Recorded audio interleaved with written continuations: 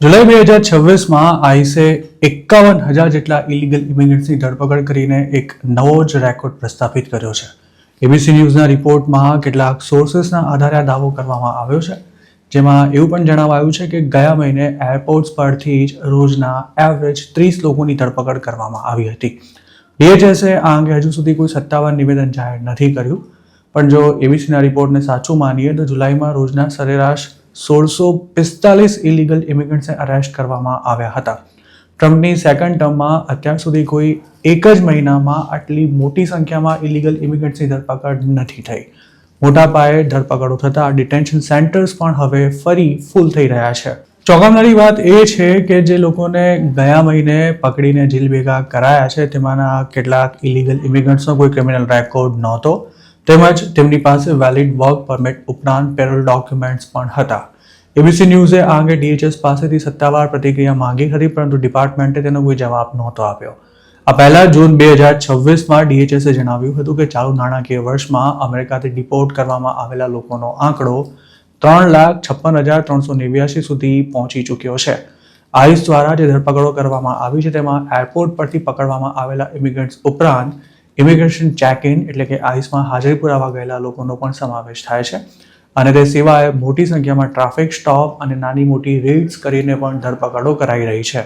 CBS ન્યૂઝના એક report અનુસાર જુલાઈ 2026માં જે ઇલીગલ ઇમિગ્રન્ટ્સને પકડવામાં આવ્યા હતા તેમાંથી લગભગ 46,000 ડિપોર્ટેશનનો સામનો કરી રહ્યા હતા. આ લોકો પર અમેરિકામાં ઇલીગલી એન્ટર થવાનો કે પછી વિઝા પર ઓવરસ્ટે થઈ જવાનો આરોપ હતો. જૂન મહિનામાં જ આઈસ અચાનક એક્ટિવ થઈ હોય તેવા સમાચારો આવવાનું શરૂ થયું હતું, અને આ ધમધમાટ જુલાઈમાં પણ યથાવત રહ્યો છે.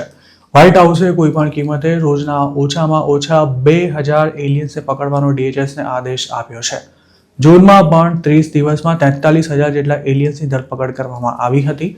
તો બીજી તરફ ગત વીકેન્ડની સ્થિતિએ આઈસના ડિટેન્શન સેન્ટર્સમાં બંધ ઇમિગ્રન્ટ્સની સંખ્યા 68,000 સુધી પહોંચી ગઈ હતી. જાન્યુઆરીમાં આ આંકડો 70,000ને આંબ્યો હતો, અને જે સ્કેલ પર હાલ ઇમિગ્રેશન એન્ફોર્સમેન્ટ ચાલી રહ્યું છે તેને જોતા આઈસની કસ્ટડીમાં રહેલા ઇમિગ્રન્ટ્સની સંખ્યા થોડા દિવસોમાં 70,000ને ક્રોસ કરી શકે છે. 2025માં આઈસે મોટા ડેમોક્રેટિક શહેરોને ટાર્ગેટ કરી ખાસો ઉહાપોહ મચાવ્યો હતો. તે વખતે ઇલીગલ ઇમિગ્રન્ટ્સનું ઘરની બહાર નીકળવું પણ મુશ્કેલ થઈ ગયું હોય તેવી સ્થિતિ સર્જાઈ હતી. જોકે 2026ની શરૂઆતમાં આ કાર્યવાહી ધીમી પડી ગઈ હતી, પણ મે-જૂનની આસપાસ તેને ફરી ધમધમતી કરાઈ હતી.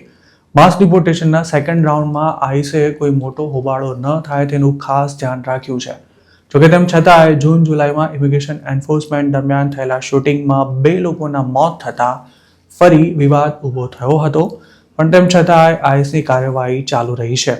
તે વખતે DHSના સેક્રેટરીએ ટ્રાફિક સ્ટોપ પર તાત્કાલિક રોક લગાવી દીધી હતી, પરંતુ ટ્રમ્પે દરમિયાનગીરી કરી તેને ચાલુ રાખવાની માંગ કરી હતી. DHSએ CBS ન્યૂઝને ડિપોર્ટેશન અને ઇમિગ્રેશન એન્ફોર્સમેન્ટ અંગે આપેલા એક સ્ટેટમેન્ટમાં એવો દાવો કર્યો છે કે જાન્યુઆરી 2025થી અત્યાર સુધીમાં 3 મિલિયનથી પણ વધુ ઇલીગલ એલિયન્સ અમેરિકા છોડી ચૂક્યા છે, જેમાં 2.2 મિલિયન લોકોએ સેલ્ફ ડિપોર્ટેશન લીધું છે, જ્યારે જુલાઈ 12ની સ્થિતિએ 9.85 લાખ લોકોને ડિપોર્ટ કરવામાં આવ્યા છે, તેમજ 1 મિલિયનથી વધુ લોકોની ધરપકડ કરવામાં આવી છે.